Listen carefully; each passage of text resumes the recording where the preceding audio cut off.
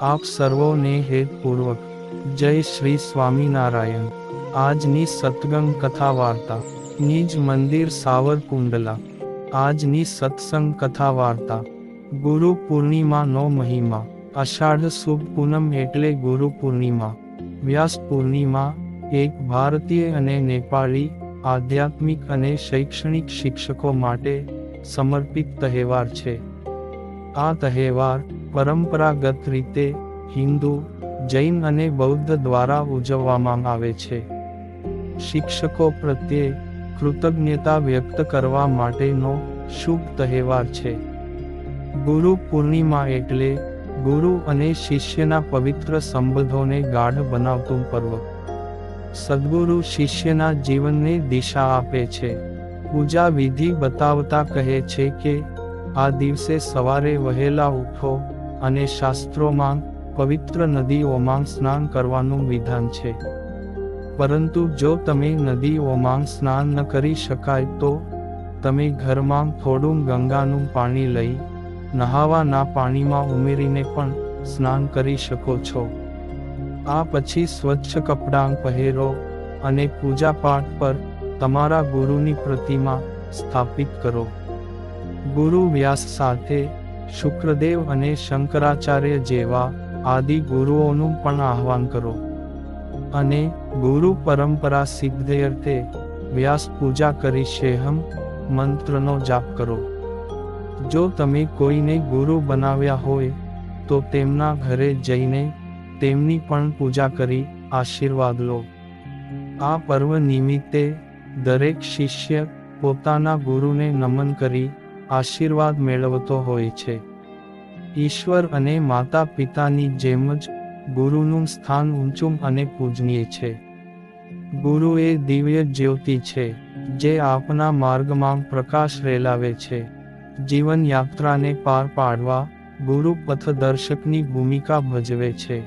ગુરુ બ્રહ્મા, ગુરુ વિષ્ણુ, ગુરુ દેવો મહેશ્વર, ગુરુ સાક્ષાત પરબ્રહ્મ તસ્મૈ શ્રી ગુરુવે નમઃ। ગુરુ એટલે અજ્ઞાનરૂપી અંધકારમાંથી જ્ઞાનરૂપી પ્રકાશ આપી જીવન નૈયાને તારનાર। બાળક નાનું હોઈને શાળાના પગથિયા ચડે ત્યારથી ગુરુનું કાર્ય શરૂ થઈ જાય છે। જીવનની દરેક પળે ગુરુની જરૂરિયાત વર્તાય છે અને દરેક પળને સુશોભિત કરનાર આ મહાન આત્માને યાદ કરવાનો અવસર એટલે ગુરુ પૂર્ણિમા। ગુરુ એટલે પ્રેરણાની મૂર્તિ। આ પાવન અવસરે ગુરુની પૂજા કરવી। ભગવાન રામ હોય કે કૃષ્ણ, તેઓને પણ જીવનનો ઉપદેશ આપનારા ગુરુઓ જ હતા। ગુરુનું કામ દિશા આપવાનું છે। ગુરુ એટલે દિવ્યતાના માર્ગ ઉપર દોરી જનાર પથદર્શક। ગુરુ પૂર્ણિમા ઉજવવા પાછળ બે મુખ્ય કારણ હોય છે। એક, જેમના જીવનમાં ગુરુ નથી તેમને ગુરુનું શરણ સ્વીકારવા માટે અને જે ગુરુના શરણમાં છે તેમના માટે પોતાનું સર્વસ્વ સમર્પિત કરવા। ગુરુ પિતા, માતા, લેખ, શિક્ષક કોઈ પણ હોઈ શકે છે। હવે ગુરુ શબ્દનો અર્થ સમજીએ તો ગુ શબ્દનો અર્થ છે અંધકાર, અજ્ઞાન અને રૂ શબ્દનો અર્થ છે પ્રકાશ કે જ્ઞાન। અજ્ઞાનને નષ્ટ કરનારા જે બ્રહ્મરૂપ પ્રકાશ એ ગુરુ છે। આમ તો આપના જીવનમાં ઘણા જાણ્યા અજાણ્યા ગુરુ હોય છે જેમાં આપના માતા પિતાનું સ્થાન સર્વોપરી છે, પછી શિક્ષક અને બીજા લોકો, પરંતુ અસલમાં ગુરુનો સંબંધ શિષ્ય સાથે હોય છે ન કે વિદ્યાર્થી સાથે। આશ્રમોમાં ગુરુ શિષ્ય પરંપરાનું પાલન થતું રહ્યું છે। ગુરુ શું છે, કેવા છે અને કોણ છે એ જાણવા માટે તેમના શિષ્યોને જાણવા ખૂબ જ જરૂરી હોય છે। એ પણ કે ગુરુને જાણવાથી શિષ્યોને જાણી શકાય છે, પરંતુ આવું ફક્ત એ જ કરી શકે જે પોતે ગુરુ કે શિષ્ય છે। ગુરુ એ છે જે સમજી પારખીને શિષ્યને દીક્ષા આપે છે ને શિષ્ય પણ એ જે સમજી ઓળખીને ગુરુ બનાવે છે. સ્વામી રામકૃષ્ણ પરમહંસે ઘણા પ્રયત્નો કર્યા કે નરેન્દ્ર વિવેકાનંદ મારો શિષ્ય થઈ જાય, કારણ કે રામકૃષ્ણ પરમહંસ જાણતા હતા કે આ એ વ્યક્તિ છે જે ફક્ત થોડો ધક્કો આવ્યો કે ધ્યાનને મોક્ષના માર્ગ પર દોડવા માંડશે. પરંતુ સ્વામી વિવેકાનંદ બુદ્ધિવાદી વ્યક્તિ હતા અને પોતાના વિચારોના પાક્કા હતા. તેમને રામકૃષ્ણ પરમહંસ એક એવા વ્યક્તિ જોવા મળ્યા હતા જે કોરી કલ્પના માંગ જીવનારાને મૂર્તિ પૂજકથી વધુ કંઈ નહીં. તેઓ રામકૃષ્ણ પરમહંસની સિદ્ધિઓને એક મદારીના ચમત્કારથી વધુ કશું જ સમજતા ન હતા. છતાં પણ તેઓ પરમહંસના ચરણોમાં નમી પડ્યા, કારણ કે છેવટે તેઓ જાણી ગયા હતા કે આ વ્યક્તિમાં કોઈ એવી વાત છે જે બહારથી જોવામાં નજર નથી આવતી. ટૂંકમાં એ જાણવું જરૂરી છે કે આપણે કોને ગુરુ બનાવીએ છીએ. કોઈના વિચારોથી, ચમત્કારો કે તેની આસપાસ ભક્તોની ભીડથી પ્રભાવિત થઈને તેને ગુરુ તો નથી બનાવી રહ્યા ને? જો આવું હોય તો આપ યોગ્ય માર્ગ પર નથી. ગુરુ અને શિષ્યની પરંપરાના આવા અનેક ઉદાહરણ છે જેના વિશે જાણીને કહી શકીએ કે ગુરુને શિષ્ય તેમજ શિષ્યને ગુરુ બનાવવામાં કેટલી મુશ્કેલીનો સામનો કરવો પડ્યો. ગુરુ શિષ્યના સંબંધને નાત, જાત, ધર્મ, દેશના વાડા નથી નડતા. ગુરુ પ્રત્યે ઋણ અદા કરવાનો અવસર એટલે ગુરુ પૂર્ણિમા. આપણી સંસ્કૃતિમાં ગુરુનું મહત્વ અદ્વિતીય છે. શિષ્યને સજાગ કરી, સંશયોને દૂર કરી તેનું ઘડતરનું કામ કરે તે ગુરુ. ગુરુ એટલે જરૂરી નથી કે શિક્ષણ આપે તે જ ગુરુ. વાસ્તવમાં કોઈ પણ કળા, કારીગરી, સંગીત, ખેલ જેવા દરેક ક્ષેત્રમાં પારંગત થતો વ્યક્તિ કોઈ એક વ્યક્તિના માર્ગદર્શન હેઠળ શીખે તે તેના ગુરુ કહેવાય છે. કચ્છમાં પણ વિવિધ કળામાં નિપુણ લોકો વસે છે. ગામડા ગામમાં એવા કલાકારો છે કે જે ટોચના સ્થાને પહોંચ્યા છે અથવા તેમના શિષ્યોએ વિશ્વમાં ઓળખ ઊભી કરી છે.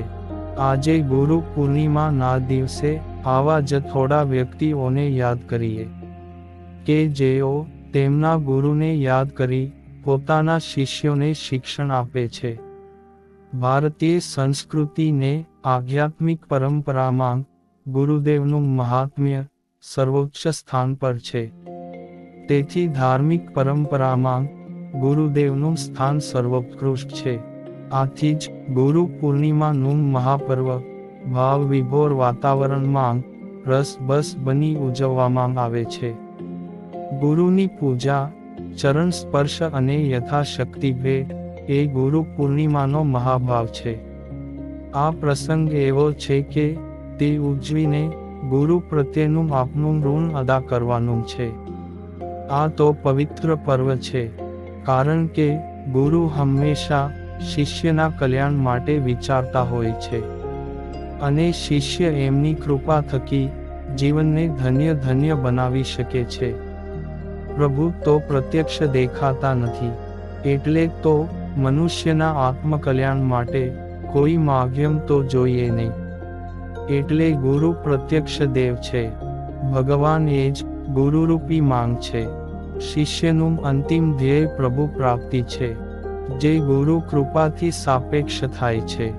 શિષ્ય જો શ્રદ્ધા રાખે અને અચળ વિશ્વાસથી ગુરુ શરણમાં જાય તો શિષ્યના ઉત્કર્ષ માટેની સર્વશક્તિ પરમાત્મા ગુરુને પ્રદાન કરે છે અને ગુરુ શિષ્યનું કાર્ય કરવા શક્તિમાન બને છે. ગુરુ શરણાગત જીવને સાધન બતાવે છે, જીવનના લક્ષ્યની યાદ આપે છે, જ્ઞાન આપે છે. તેમની કૃપાથી સુખ સંપત્તિ તો મળે જ છે, પરંતુ ભક્તિ અને પ્રભુ કૃપા પણ મળે છે. એટલે તો સાધક માટે સર્વપ્રથમ ગુરુ શરણાગતિ આવશ્યક છે. આમ ભૌતિક અને આધ્યાત્મિક ક્ષેત્રોમાં ગુરુની આવશ્યકતા અનિવાર્ય માનેલ છે. વળી તે દિવસે મુનીશ્વર વેદ વ્યાસની જન્મ જયંતિ પણ છે. સદ્ગુરુમાં અનન્ય નિષ્ઠા સિવાય ઉપાસના પૂજા અધૂરાં રહે છે. તેમને આપેલા ગુરુ મંત્રમાં મનની અસ્થિરતા દૂર કરવાની શક્તિ હોય છે. પ્રભુને પ્રભુદેવ કહેવામાં નથી આવતું. જ્યારે ગુરુને ગુરુદેવનું સ્થાન સન્માન મોભો આપવામાં આવેલ છે. બાળક જ્યારે પોતાની અબોધ અવસ્થામાં હોય છે ત્યારે માતા પિતા વગેરે પરિવારજન પ્રેમાવિષ્ટ થઈને એની સંભાળ રાખે છે. એમના સહવાસમાં બાળકને સંસ્કાર મળે છે. બાળક જેમ જેમ મોટું થતું જાય છે અને પોતાની જાતે રમવા લાગે છે, વિવિધ હાવભાવ કરે છે, આગળ જતાં ઠીક ઠીક બોલવા લાગે છે. આ અવસ્થામાં માતા પિતા વગેરે પરિવારજન એના માટે ગુરુનું કાર્ય કરે છે. તેથી આ આગળ જતાં બાળક વિશેષ જ્ઞાન સંપાદન માટે વિદ્યાલયમાં જાય છે. અહીં એના વિદ્યા ગુરુ અક્ષર જ્ઞાન કરાવે છે. ધીરે ધીરે તે શિક્ષિત બનીને અનેક વિષયોમાં પારંગત થઈ જાય છે. સદંતર એ પોતાની બુદ્ધિ વૈભવથી અર્થોપાર્જન વગેરે કાર્યોમાં સફળ થતાં પોતાના લૌકિક જીવનને સુખમય બનાવવાના કાર્યોમાં લાગી જાય છે. હૃદયમાં જ્ઞાનનો દીપક પ્રગટાવવાવાળા સાક્ષાત ભગવાન ગુરુદેવ જ છે, પરંતુ પ્રત્યક્ષ ગુરુને પોતાના માધ્યમ બનાવે છે. ભગવાન શ્રીકૃષ્ણ જ્યારે ગૌલોકમાં પાછા ફરવાના હતા ત્યારે અર્જુને ભગવાનને કહ્યું કે હવે અમારું કોણ? અમે એકલા પડી ગયા. ત્યારે ભગવાને કહ્યું કે તેઓ શ્રીમદ્ ભાગવતમાં સાક્ષાત સ્વરૂપે રહેશે ને ભગવાનના સહારે મનુષ્યો તેમની કૃપા મેળવી શકશે. આમ ભાગવતમાં તેમની સ્પષ્ટ આજ્ઞા છે કે આચાર્ય ગુરુને મારું જ સ્વરૂપ સમજવું અને કદાપી પણ એમનો તિરસ્કાર ન કરવો. એમને સામાન્ય મનુષ્ય સમજીને દોષ દ્રષ્ટિથી ન જોવા, કારણ કે ગુરુદેવ સર્વદેવમય હોય છે. તાત્પર્ય એ છે કે ભગવદ કૃપાની પ્રાપ્તિ માટે સાધકે ગુરુના શરણાગત થવું જોઈએ. સાથે સાથે ગુરુદેવમાં ભગવદ ભાવ પણ રાખવો જોઈએ. ત્યારે જ ગુરુ શિષ્યનો સંબંધ પ્રાણવાન બની શકે છે. ભાગવતમાં તો ગુરુનું પ્રમાણ છે, પરંતુ વેદ, પુરાણ, શાસ્ત્રોમાં પણ પ્રમાણ છે. ભગવદ્ ગીતા કહે છે કે કૃષ્ણ વંદે જગદગુરુ. કૃષ્ણ તો આખા જગતના છે, જેઓ ગુરુ રૂપી માધ્યમો દ્વારા શિષ્યોનું કલ્યાણ કરે છે. ભગવાન કૃષ્ણને સાંદીપની, શ્રી રામને વશિષ્ઠ ગુરુ સ્થાને છે, અને મોટા મોટા મહાત્માઓ, સંતો અને ભક્તોને પણ ગુરુ હોય છે. શિષ્યને જો પોતાના સ્વરૂપના કર્તવ્યનો બોધ મળી જાય તો ગુરુનું દિવ્ય સ્વરૂપ એના હૃદયમાં પ્રગટ થઈ જાય છે. વળી સદ્ગુરુ દેવકી જય બોલાય છે. સદ એટલે સાચું, અને સાચું તે જ સત્ય, અને સત્ય એટલે પ્રભુ પોતે. આમ ગુરુને ગોવિંદ સમાન ગણવામાં આવેલ છે.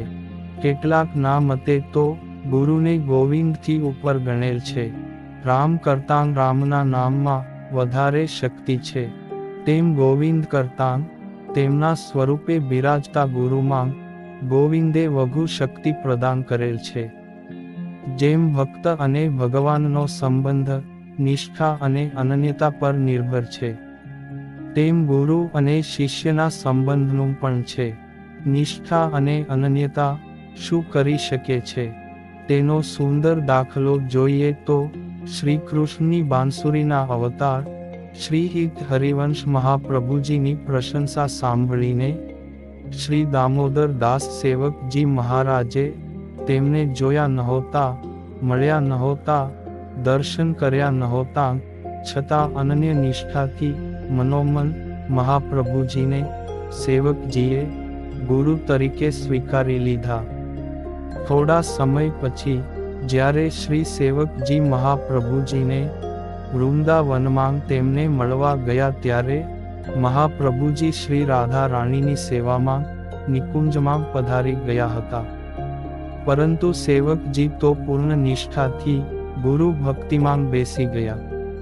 પરિણામ સ્વરૂપ શ્રી હરિવંશ નિકુંજ માંગથી આવીને શ્રી સેવકજીને સ્વપ્નમાં દર્શન આપી ગુરુ મંત્ર આપ્યો અને વાણી રચનાની શક્તિ પણ આપી, જેના આધારે સેવકજીએ સેવકવાણી નામક સિદ્ધાંત ગ્રંથની રચના કરી દીધી. આવી રીતે એકલવ્યનો દાખલો પણ જગજાહેર છે.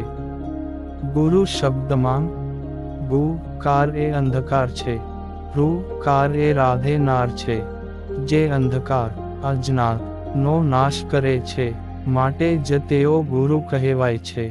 આમ જો કે આ જગતમાં જનની જનક અને ગુરુનું ઋણ કદી ચૂકવી શકાતું નથી. સંસ્કૃતિના ઇતિહાસમાં ગુરુ પૂજનનો મહિમા છે. પૌરાણિક ઇતિહાસ મુજબ સૌપ્રથમ ભગવાન વેદવ્યાસનું પૂજન નૈમિષારણ્ય ક્ષેત્રમાં વસતા શૌનક ઋષિએ કર્યું હતું. વર્ષોની સાધના ઉપાસના કરવા છતાં શૌનક ઋષિને પ્રભુની અનુભૂતિ નહોતી થતી.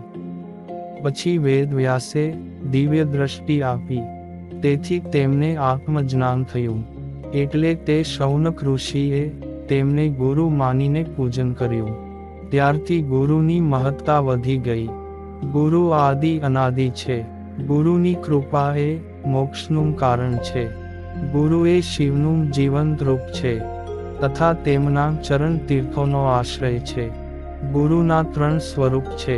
શિષ્યનું અંકુરણ કરે તે પહેલું સ્વરૂપ, પ્યારવાળું જોડવાનું કામ કરે તે વરુણ બીજું સ્વરૂપ, અને ત્રીજું સ્વરૂપ સોમ સ્વરૂપ છે. સોમસ્તુ ચંદ, સોમ એટલે ચંદ્ર, જે ભારતીય સંસ્કૃતિના સંરક્ષક અને સંવર્ધક છે. સદ્ગુરુ દત્તાત્રેયે જેમનામાં જે સારું લાગ્યું તે લીધું અને 24 ગુરુ કર્યા હતા. ગુરુ સાકાર ઈશ્વરી પ્રતિમા છે. ગુરુ કીજે જાનકાર ઔર પાણી પીજે છાન. આ પ્રમાણે ગુરુ સમજીને કરવા જોઈએ. પરંતુ એક વખત ગુરુ કર્યા પછી તેમનામાં અનન્ય નિષ્ઠા રાખવી જોઈએ. આજના જમાનામાં તો પહેલી દ્રષ્ટિએ ઘણા લોકો ગુરુ શિષ્યની પરંપરાને માનતા નથી, પરંતુ આધ્યાત્મિક પરંપરામાં સુદૃઢ માન્યતા છે કે સમય પાકે ત્યારે સાધકને તેમના ગુરુ મળે છે. ગુરુ શિષ્યનો સંબંધ માત્ર એક જન્મ પૂરતો જ મર્યાદિત નથી હોતો. આ સંબંધ જન્મો જન્મનો હોય છે. ગુરુનું દિલ મોટું હોય છે. ગુરુ પૂર્ણિમા એ આશીર્વાદ સહ ગુરુ તેમની તપસ્યાનો એક અંશ આપે છે, જે શિષ્યને માટે અમૂલ્ય બની રહે છે. તેમ ગમે તેટલું કરો પણ ગુરુ વિના પૂર્ણ જ્ઞાન ન મળી શકે.